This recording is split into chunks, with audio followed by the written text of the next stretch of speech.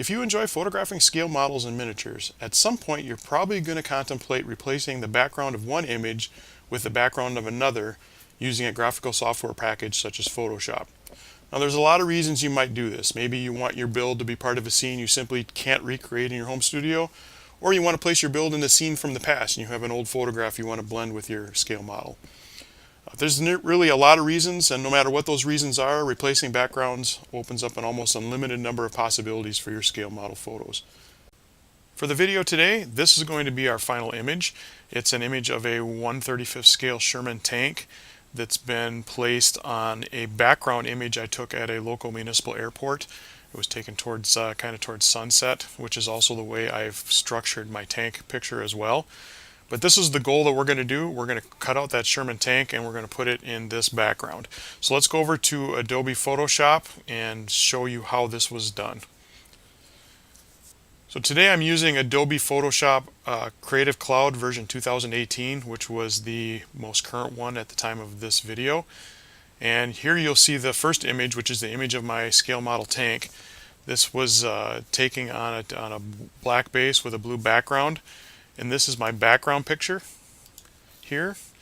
It's the airport picture. So my goal is to get this picture on top of this picture and then cut out the parts of this picture that I don't want seen. So it's pretty straightforward to get this over there. All I need to do is select the whole image. So I'm going to hit Command A to select all, or on a PC it would be Control A, and then just hit Command C to copy. Then flip over to my background image and hit Command V to paste. Now you'll notice here that the picture is larger than the background because the picture of my tank apparently is a larger image than the background image originally was. So I'm going to take my selector tool and I'm going to grab one of these corners, and holding the shift key down I'm going to scale down my picture of my tank, and then I'll move it up here roughly where the tank should be. I think it should be a little bigger than that, so I'm going to scale it up a little more. Now I'm holding the shift key down because if I don't hold the shift key down I'm going to distort the perspective of the tank, and we don't want that. If you're holding the shift key down while you drag one of these handles, you're going to constrain the perspective, so the ratio will stay the same as you make it smaller. So let's do just a little bigger yet. There, that looks good. And we can always come back and resize this later if we want. So I'm going to hit the selector tool and hit apply. And now I've got my tank pulled over into the background image and we're ready to start cutting stuff away. Now you'll notice over here in the layers menu, it's created a layer on top of the background. I can turn it off by clicking this little eyeball, but it's a layer that's been on top of the background of the tank, and it's with this layer that I'm going to start to cut things away. So there's a couple of ways you can do this. Number one, you can create a layer mask, which I'll go through a quick process to show you. By clicking on this button down here, I've created a second window within the layer of the tank, and with that selected I can paint away this picture to reveal what's underneath. And I would do that, for instance, by using a paintbrush tool, let's say, making sure that my color is black. I'll change my brush size, and as I paint you'll notice that it gets rid of everything in front and reveals what's underneath. Well, that's pretty straightforward. What you could do manually is adjust your paintbrush and your brush's hardness and actually trace all the way around this very precisely and cut out this tank so that it reveals what's below. So this would be what would be considered the manual way of doing it, and I'm doing it real fast here. You would go through and tediously go all the way around that tank by zooming way in here and making sure that you get the perimeter real precisely, and you will at the end of that task cut out the tank and see what's below. Remember, you also need to cut out the shadow. The only problem with that is that is extremely tedious, and that takes a long time. And like I said, you can do that, that's fine, but I think for what I'm going to show you today, I'm going to show you a little bit easier way. And that involves using a plugin to do that tracing for you. I won't need to have the layer mask, so I'll get rid of that for now. I'll delete that. But what I want to do is make sure that my top layer where my tank is selected, and I'm going to go up to my plugins, and in this case I've actually installed a package called Topaz Labs. There's some plugins that they provide, and one of them is called Remask. So I'm going to click on the Topaz Remask, and this is going to pull the picture up in another window. And what I need to do here is I need to tell the plugin where do I want to draw that mask, and then it will run a program in the background that will actually tighten up that mask so it's perfect. So what I'm going to do is I'm going to go over here and select this blue brush, this one right off here, and that's my tracing brush, and I'll select the size of my brush. That's a little big, we don't want to be that big. I don't need to be perfect here, I just need to be close. So by drawing the perimeter of my tank, and remember I need to include my shadow too, I'm going to go out to say right about there. I want this blue line to occupy both the tank side that I want to keep as well as the side I want to throw away. So in the middle, roughly in the middle of this blue line is where my mask would be.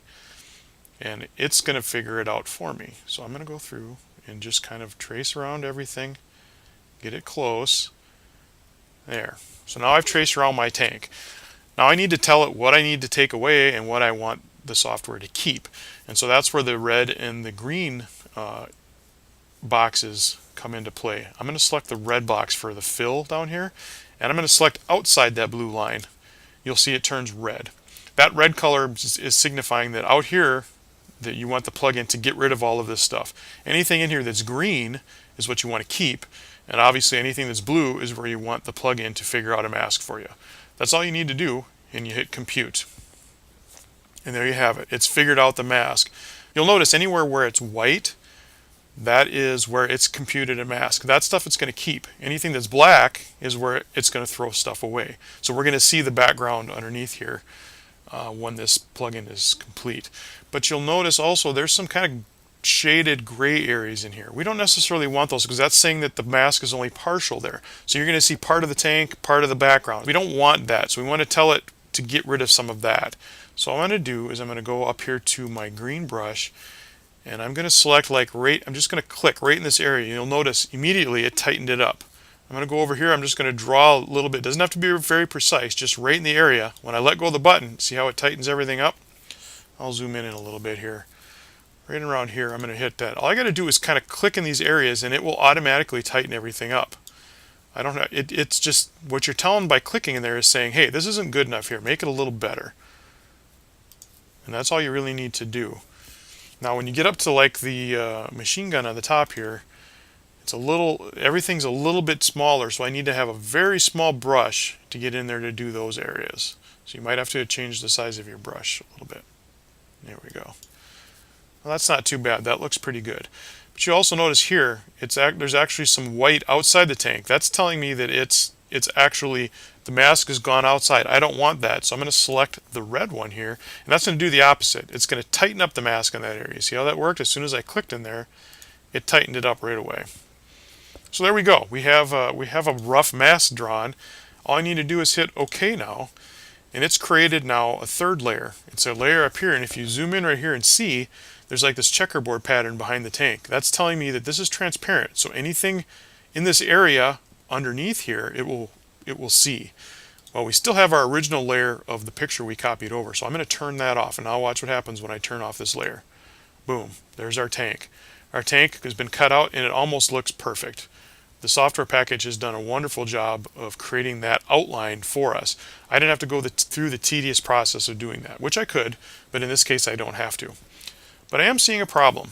You'll notice down here, there's blue back here, or I guess rightly it's more of the bluish color black base from the original picture. I don't want that. I want this base to be seen through. So in other words, the software didn't compute a perfect mask. I have to go in and do a little cleanup. So I'm going to select that top layer, and I'm going to use the same procedure I would use if I did this manually. I'm going to create a layer mask again. With the layer mask selected, I'm going to go up and select a brush tool, make sure that my foreground color is black, and I don't need a brush that big. Make it smaller. Now I can go in here and just paint away what's in front to reveal what's underneath. So in other words, I'm just going to clean things up just a little bit here, make it look a little bit more realistic. Then I'll zoom back out, fit on screen, and there you go. You have a tank that's now sitting at my local airport. Now, the nice thing about this is I can go through here and resize this. I can go hit my selector tool. I can resize this. Let's say I thought, ooh, this is not quite the size. I need it to be bigger. Okay, I can make it bigger. Or I can move it around. Let's say I want it a little more over to the side here. And let's say maybe now I want it smaller. I can make it smaller. So you still, because you have these layers going, you still have a non-destructive mode to be able to make changes after the fact, which makes this a very handy tool to have.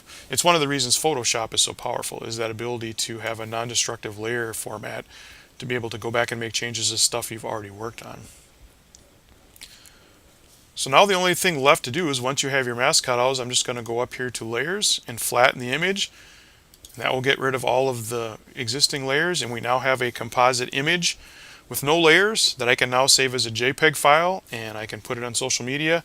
I can send it to my printer, make a print to hang on my wall. Whatever it is you want to do with this picture, it's now totally up to you. It's now one image. So that's the video. If you have a suggestion for a topic you'd like to see me do a video on, please leave it in the comments below. Also, feel free to check out my scale model photography book. That link is below as well. And we'll see you next time.